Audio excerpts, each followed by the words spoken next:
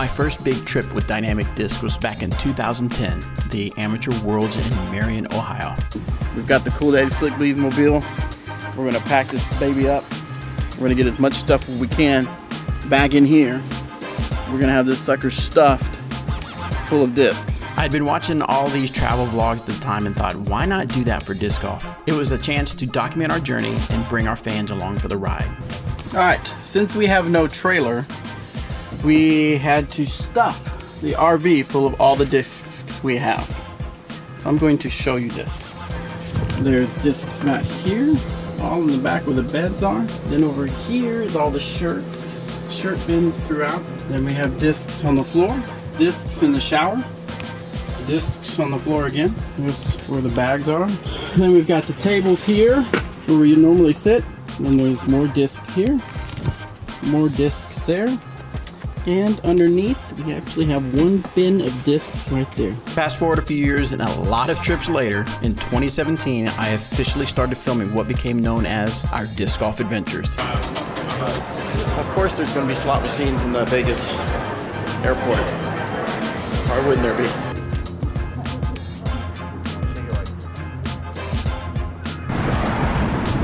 What's up, Ricky?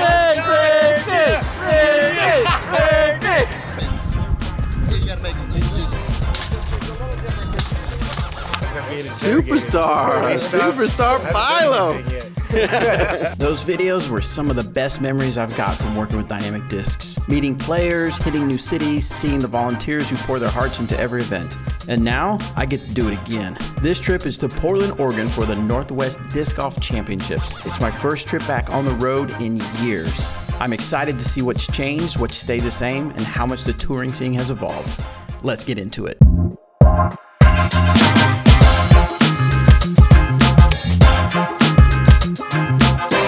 On my way to the airport. It's been a while since I've done this drive to the airport. I'm super excited to see a bunch of people a bunch of players, a bunch of disc golf people that I haven't seen in a long time, at least a few years.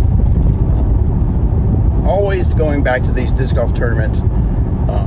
I even remember when I would do it from year to year, it felt like a family reunion, like your family you hadn't seen in like a year or so. So I am super excited.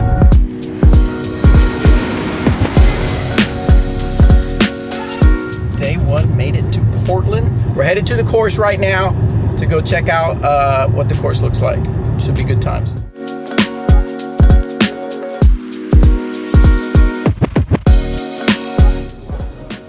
Oh, here it is. It's right here.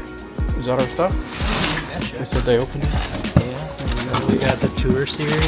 Oh, yeah. Got some Isaac Robinson rides. Nice. And then this is some Heist. Yeah. Nice. So what are these things? You know what these things are. What are those? What are those?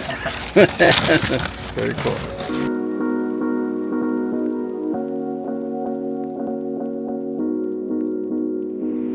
See that means I'm filming her. Don't be mad, Raven, if I get you in a bad throw. Uh-oh. Don't be mad. Do you feel like you're being watched? Hi, I do. How you doing, Mommy?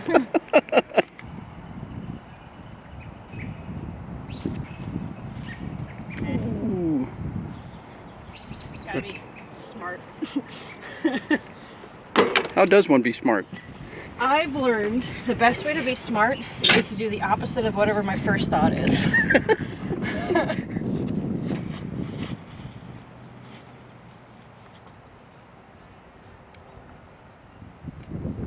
just gotta beat it in one. Because that's great. That's how I want my Vandals to fly. Boom. Count it. Boom. Boom. Count it.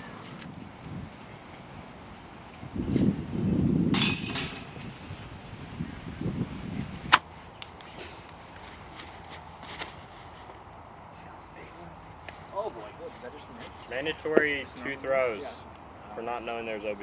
I'm in agreement. I didn't know. I didn't know either. Not bad. Did it go in? It went in. Let's go. The no look.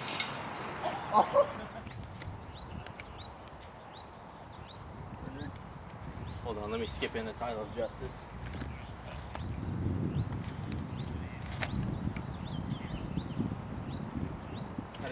At Milo, this is a real shorty.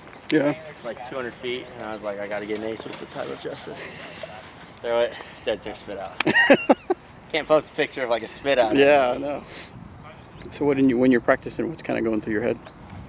It's a lot of just figuring out like just course management stuff, like where are the misses and where, yeah, spots that you do want to land, spots that you don't want to land, spots where you can miss left or miss right, shots that you're okay to play pretty far back if it gives you an angle, keep a mid-range in play, or there's a lot of different things. But I think just recognizing the course management is probably My ride's here.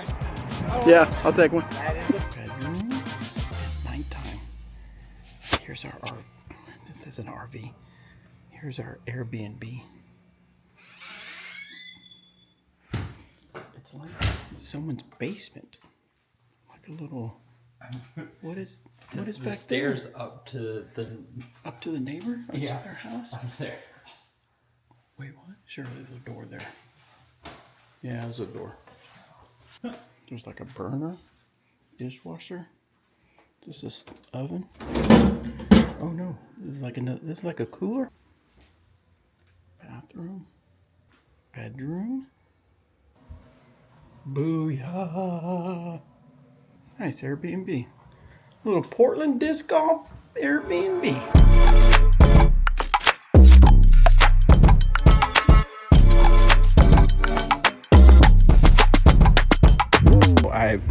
I have been out of the scene for a few years of disc golf media, and this was not a thing back in the day. Having a media badge? No, I would have media badges, but this was not a thing. This is interesting. I'm not going to tell you what I think yet about this. I mean, I get it. I totally get it. I get it. Back in the day, you'd have just rando people coming up with a camera filming, and you'd have to figure out, how do I tell between someone who I said was good to go to film at a tournament, back in Glassbone Open days when I ran all the media for Glassbone Open. So this is perfect. This is good. This is good to do that. This is a good way to control that. I just feel like I should be selling you beer or something with this on. Also, I should probably put it on the right way. I am media number 17. I actually get a number. Walking on Milo to meet up with Parker at hole 6. It's beautiful weather. I mean, it's just amazing. Disc golf. I mean, just the places that I've been, the people I've met. It's just amazing.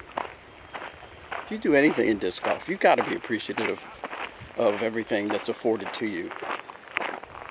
Whether you're a player, running local events, or anything like that, it's just, I don't know. There's just nothing like it. I love it. Well, first time meeting you. Yeah.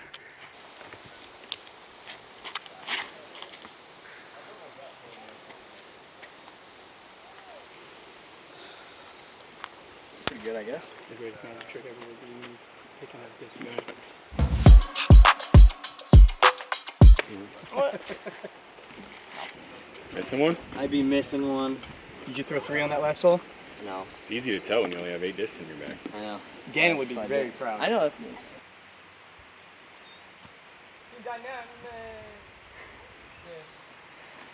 Wait, tell me that again. You're from Hawaii. You're from Hawaii, From Hawaii. and there is no disc golf. Well, I mean, there's disc golf. Oh, okay. There's no PDGA. There's no. Oh, It's just you kind of go out with your friends. You call it the HPDGA, or Uh-huh. sorry, HDGA, Hawaii Disc Golf Association. okay. And there was no cool daddy slick breeze for me. There was Yeah. just, nothing really. Just Yeah, some guy. I knew Paul Macbeth. Right. And that was basically it. Just kind of hanging out, throwing some plastic. So what's that like? What's that like having disc golf without a PDGA? Fun, beautiful. No, I mean, they follow the same rules for the most part. Yeah. Even to this day, they don't really. I mean, I wouldn't say they're all up to date with like the rules and stuff, but you have a good time. Nice. That's in. Can you imagine? Ooh. Let's go.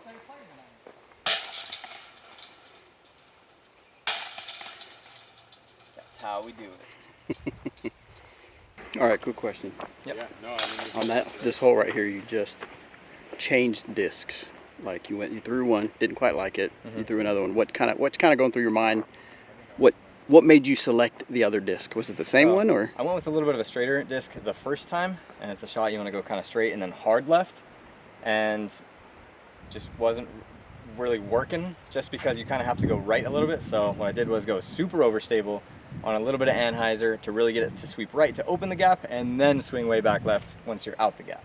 Have you ever changed your mind come tournament day? Absolutely. I think a lot of it has to do with the wind direction is a huge one for pretty much all of the players. In that same context, if there's like a right to left, I'm probably going to go with the straighter wind, just because, you know, if I throw too much anhyzer, it'll just slam the disc with the more overstable one. So super wind dependent.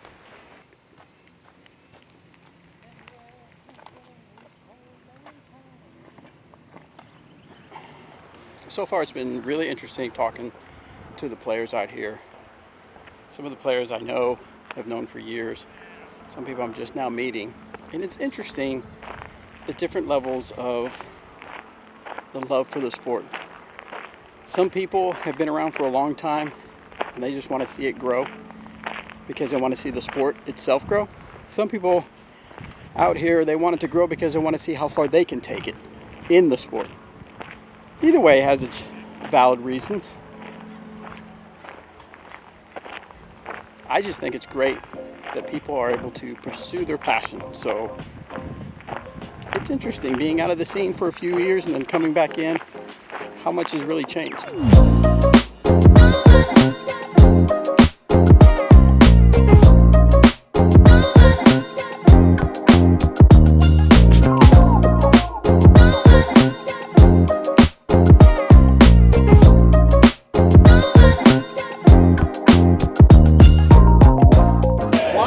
Why should I throw your disc?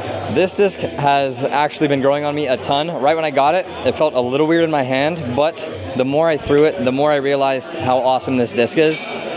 If you look at it closely, the dome of it is kind of crazy. You don't really see that much dome on a mid-range, and because it has this much dome, it glides forever. Absolutely forever. You throw it as hard as you want, dead straight, probably further than all of your fairway drivers. You're just gonna have to try it out. What kind of shot am I throwing it out? Literally anything you want. You can put it on hyzer, it'll go left. Anhyzer, it's gonna go right. Dead flat, it's gonna go dead straight. That's how it works around here. So I have the Felon. You want it for its consistent late fade, honestly. These are a little straighter, a little pushier, but they still have the classic Felon finish every single time. And so if you are that lower arm speed and you want a Felon that will not just dump out of the air every single time, this is for you. Or if you're higher arm speed and just want a little turn, a little bit straighter of a Felon, this is yours. Realistically, it's usable for everyone, which is not something you can say about every disc. So I'm a big fan of how this came out, and that's why you should get it. Besides it being beautiful, which it is, you should buy this Vandal because I believe that every player can throw it no matter your ability. If you're a newbie, it might be the first disc that you get to fly a little bit straighter, but if you are a little bit more advanced in your game, you can use this for a lot of variety of shots. So you can get it to fly straight, you can also do hyzer flip-ups, and my personal favorite, it holds a big Annie and then pans out really well without turning into a roller.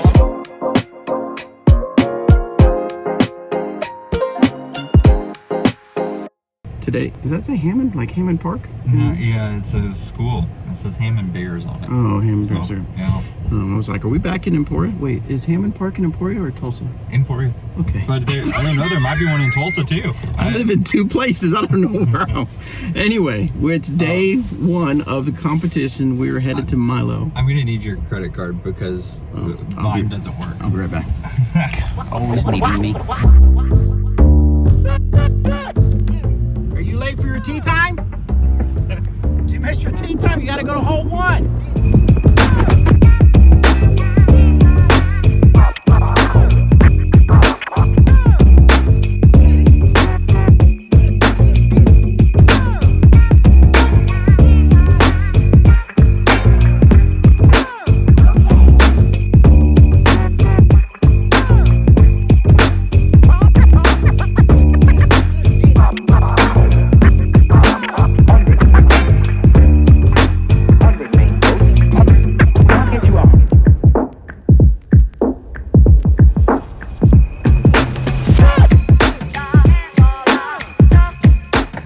This is probably going to be the weirdest thing I've ever filmed for a disc golf video, let alone any video. But look at these guys. They're right outside our Airbnb. They're like little slugs. I mean, they're not like little slugs. They are little slugs. Hey, little sluggy slug. Look at this guy. He's huge. He's a huge slug. Look how big he is. There's my hand. Look there. Boop. Boop. Oh. I'm going to name him Slugger. What's up, Slugger? Yep, I just showed you slugs on my video. I bet you Simon doesn't have slugs on his disc golf vlogs. Eagle does. I bet you Eagle has slugs on his videos. Yeah. Today we are headed to visit a couple stores here in town. The Huck Lab store and the Disc Golf Depot. I always love when we traveled and we were able to actually go to the stores that sell our product. For one, I just love seeing how they have it set up. And for two, I love just meeting the people. We're at an Airbnb. We're actually staying in the basement. So there's people actually living upstairs in the house. You can hear the people on the top floor. So I'm used to like hearing dogs and pitter patter and stuff like that up above me. That was happening here, which is perfectly fine. I get it. We're in a basement Airbnb. But the funniest thing that's happened is I heard somebody like walking around, probably making their breakfast, and I heard the loudest fart. I couldn't help but crack up. Anyway, so that's my morning. Anyway, we're headed to check out these stores.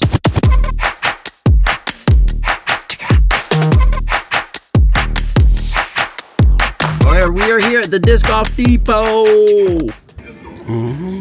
Getaway action. Ooh, getaway air. I should try that. I love. These are cool. Have you thrown these? I have not thrown these justices yet.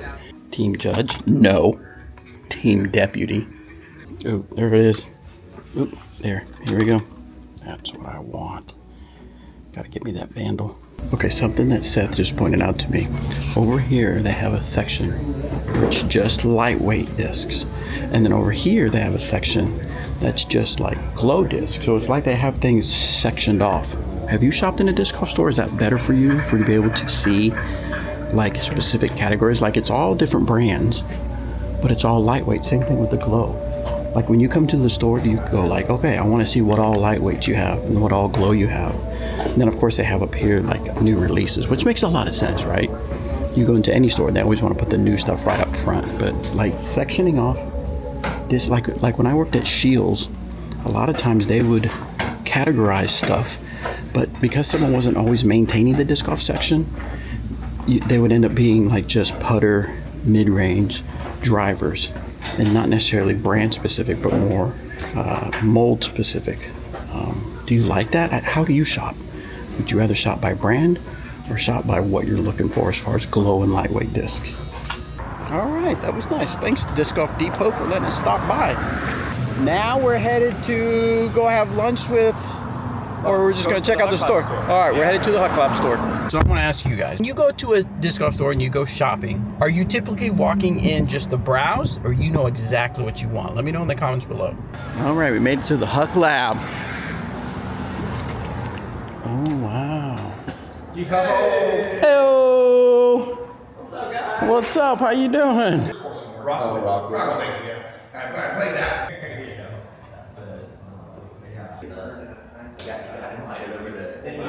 Great visit at the Huck Lab store. Always love that logo. Now, I have to tell you, the footage that you saw, I want to make sure, because it kind of looked kind of bare, but they had a lot of stuff out at the course. So we'll see more of the designs and things like that out at the course. But right now we're going to grab some lunch on the other side of this. And I'm told that this is supposed to be a really unique experience. This is really cool.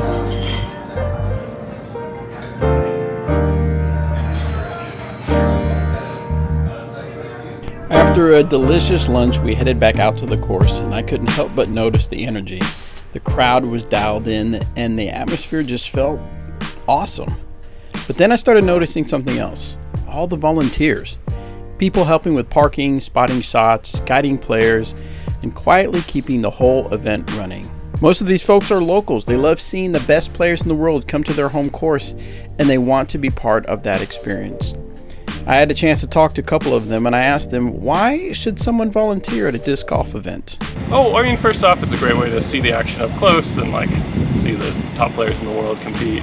It's also a cool way to represent the pro and disc golf community, and like it's great to see events of this caliber be put on, and I think it's important to do your part to contribute. From what I've seen, I mean, it's really hard to put on the events without, everybody, making it happen, coming from, spotting, setting up the courses, making everything look as beautiful as they do. And I think, I think the pros have a really big appreciation for it because they don't want to go to a course that's not really well set up or, not manicured for them. Yeah. What would you tell someone that they've been thinking about volunteering for an event? Definitely do it. I think it's a good opportunity to, support, what we all enjoy, and it really brings everything to life out here. Cool day of walking the course and filming and soaking in the action. I had the chance to unwind at a beer tasting led by none other than Nate Doss. There's nothing like a cold one to end a long day of disc golf.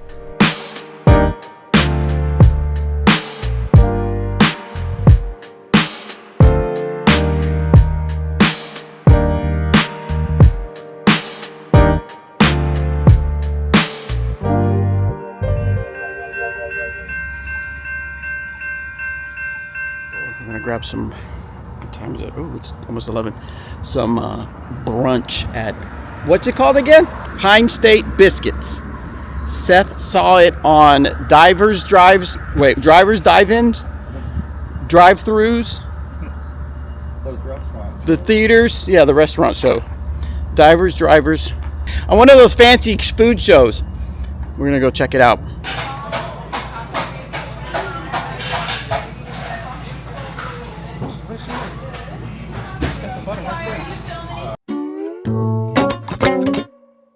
So we just got out of the Pine State.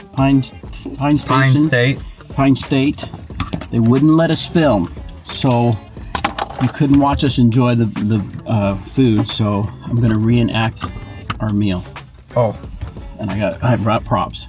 So they had a biscuit with pulled pork and coleslaw. It was so good. The coleslaw was so like, what are they, pickled? It was pickled, yeah. It was very, very good. And the biscuit was light and fluffy. And when you put your fork in it, it was so light and fluffy. That was good. And then I got a cornmeal pancake and I put some butter and some syrup on it. And I cut into it like that. Take a little bite, put it in. You could taste the cornmeal. That was good. And scene. Oh, man.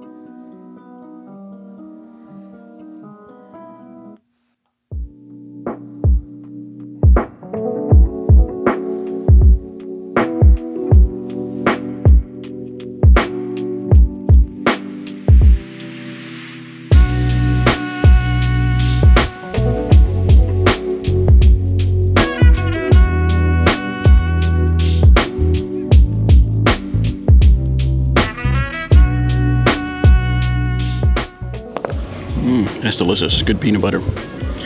So as I'm sitting here at the airport, thinking back about the week and how things went, I think it went really well. Got to see a lot of people I haven't seen in a while, and it made me realize how much I missed like the sounds of a tournament, people there, people cheering, the sounds of chains, discs hitting the chain. I really miss this, and I love going out on tour. I love seeing people that I know. I love seeing the crowd and the excitement, and just and that ending though. That ending is crazy. But yeah, I think the Pro Tour, disc golf itself, still awesome. Just as awesome as I remember it. I can't wait to go out and tour more.